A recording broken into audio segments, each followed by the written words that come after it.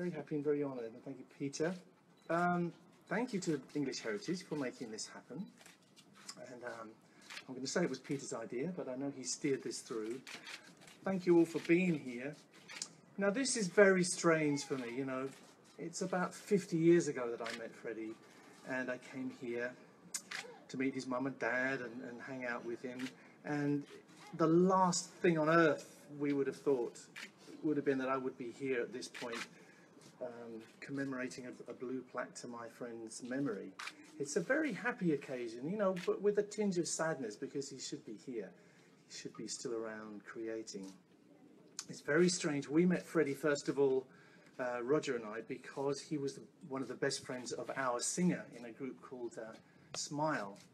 And we met him at Ealing Tech, where Freddie was studying graphic design. And he spent all his time drawing pictures of Jimi Hendrix and a few other people.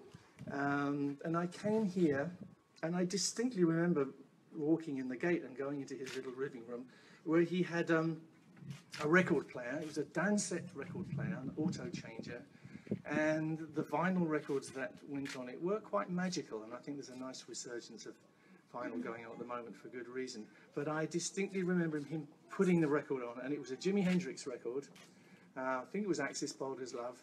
And he goes, Brian, listen. And I go, yeah, it's Jimi Hendrix. You know, we love Jimi Hendrix. He's magic. You know, he goes, no, listen what they do. Listen what they do in the production. See, this guitar comes around here, and you come around to the other speaker around here. It comes around here. They're panning it around. They're moving it around.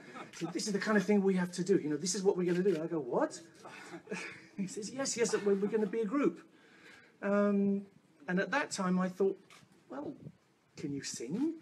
You know, because we had no idea. We'd seen Freddie in the very, very early stages where he ran around a lot and was a big declamatory star, but he didn't do much singing. He did a lot of wonderful posing around and some rather kind of excited, kind of shouty kind of singing, but you couldn't quite imagine that this person was going to become the wonderful, glittering and superbly controlled performer that Freddie became. The rest of the story you all know.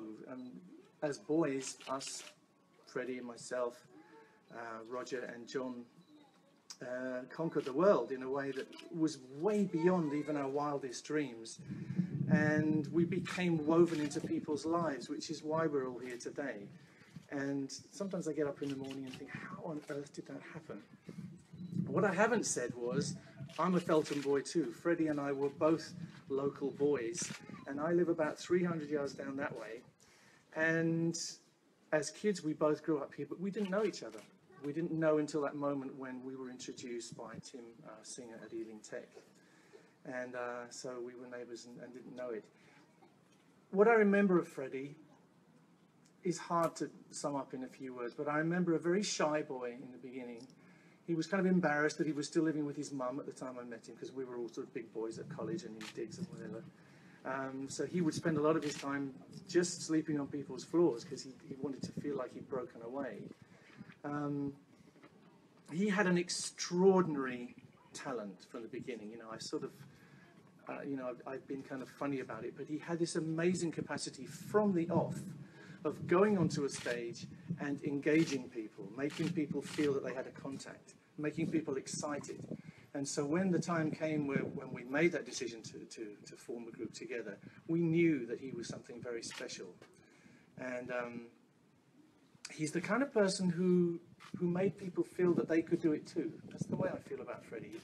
Every guy or girl at the back of Wembley Stadium when we played there in 1986 felt that he represented them and their dreams, and he represented the fact that we can all do what we dream if we actually dedicate ourselves to it. Freddie was 1,000,000% dedicated to his art. He loved music, he loved creating himself as a musician, and he engaged the whole world, I think. I'm so happy that we have this plaque, and I'm going to introduce you now to his wonderful sister, Kashmira.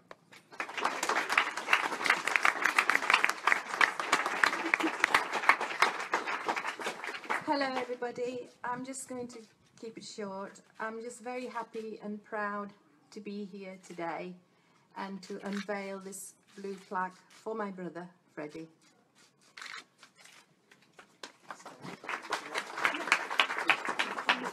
Guys, can you turn around for us so we can see you as you... Am I pulling it right?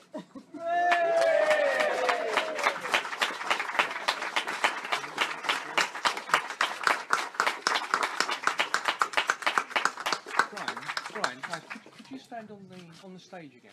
Both together. So we pose. Yeah, can you... Well done. Can we just move... Can we move the lectern, I wonder? Just pop 3 cheers for Freddie. Yeah. Hip hip. Hooray! Hip hip. Hooray! Hip hip. Hooray! Brian, if you swap places, just go on the other side. Okay. For us.